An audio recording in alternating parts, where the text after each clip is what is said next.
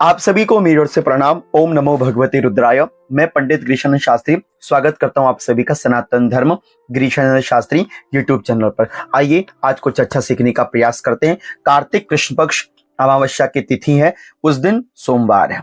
तो आप सभी जानते हैं यदि सोमवार के दिन अमावस्या तिथि पड़ती है तो उसे सोमवती अमावस्या कहते हैं।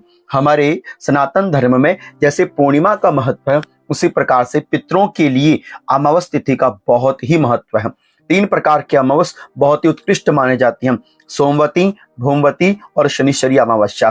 तो इस वर्ष सन 2023 में 13 नवंबर को आपको सोमवती अमावस्या तिथि प्राप्त होने वाली है।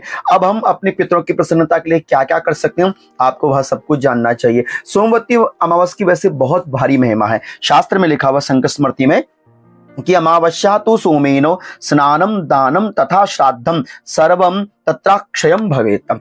जो सोमवती अमावस्या में स्नान करता है, दान करता है, पितरों के लिए तर्पण करता है, वो अक्षय हो जाता है, मतलब उसका कभी क्षय नहीं होता। तो पितरों की प्रसन्नता के लिए तो सोमवती अमावस्या वैसे अपने आप में बड़ी श्रेष्ठतम है। तो हमें सोमवती अमावस्या में अपने पितरों के लिए प्रथम कार्य करना चाहिए जलदान। जलदान अर्थात तर्पण। तर्पयति तर्पयन्ति येन पितरं तत्तर्पण।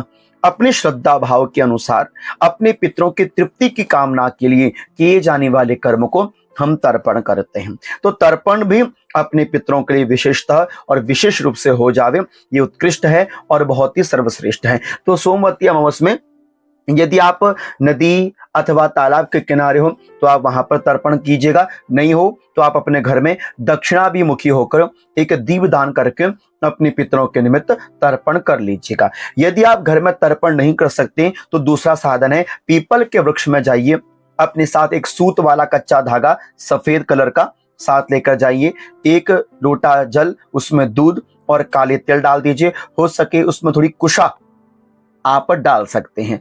और इस प्रकार से एक दीपक तेल का और साथ ही साथ रुई बाती लेकर आप पहुंच जाइए पीपल वृक्ष के नीचे और पितृ तीर्थ बनाकर, देखिए हमेशा बताया करता हूं ये पितृ तीर्थ है, यहां से जल की जो धारा निकलती है।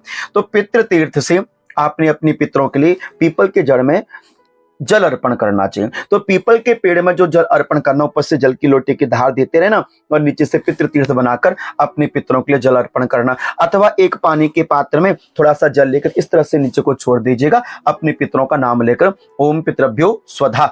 तो इस प्रकार से अपने पितरों के निमित्त आप पीपल के वृक्ष में जलदान अवश्य कीजिएगा काले तिल के साथ।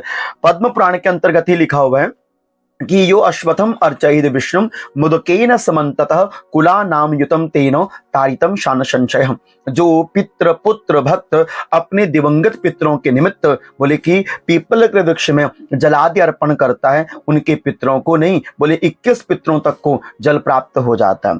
इसलिए पीपल के वृक्ष में जलदान अतिशय श्रेष्ठकारी माना जाता है। और सोमवती अमावस्या के दिन पहले आपने पीपल के वृक्ष में जलदान करना। उसके तत्पश्चात जो कच्चा सूत का धागा आप सफेद लेकर गए हो, 7 बार परिक्रमा करते हुए आपने पीपल के वृक्ष में बांधना चाहिए। इस विषय में शास्त्र में लिखा हुआ है कि अमावास्या यदा पार्थम सोमवार समन्विता तस्याम अश्वत्थमागत्य पूजयित्वा जनार्दनम अष्टोत्तरशतम कृत्वा तस्मिन् वृक्षे प्रदक्षिणम। शास्त्र वैसे कहता है कि सोमवती अमावस्या के दिन पीपल के वृक्ष के नीचे पूजन जो किया जाता है वो मुझे भी प्राप्त होता है और पितरों को भी प्राप्त होता है। और साथ ही साथ जल अर्पण करने के बाद अष्टोत्तर शतम 108 प्रदक्षिणा करनी चाहिए।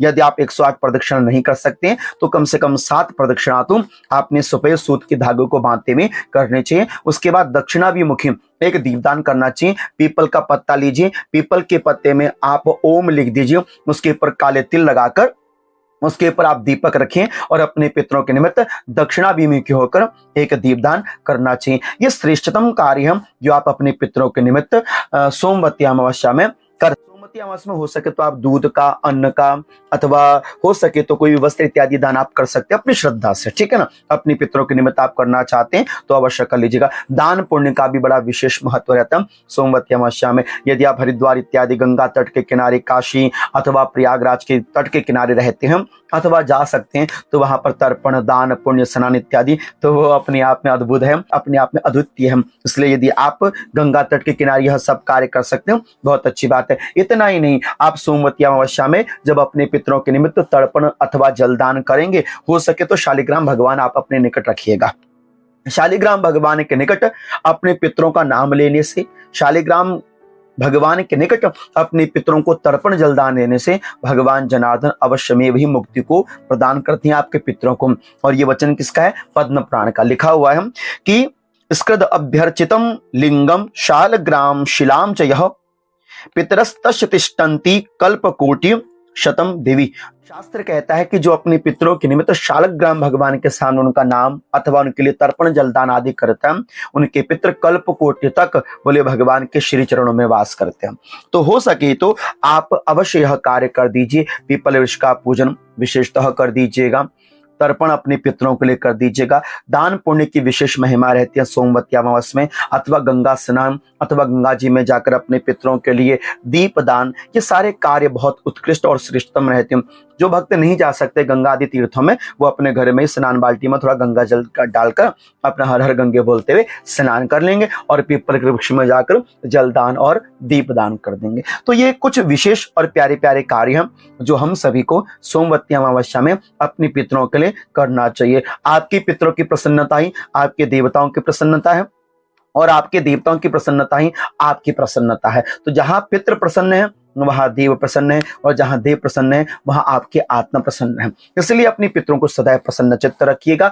जलदान अवश्यमेव अपने पितरों के लिए करना चाहिए। आशा करता हूं कि यह वीडियो आपको अच्छी लगी होगी। अच्छी लगी तो कृपया इस वीडियो को शेयर और चैनल को सब्सक्राइब जरूर कर लीजिएगा। तब तक आप सभी को मेरे से अनंत अनंत कोटि वंदन, प्रणाम। ओम नमो भगवते रुद्राय।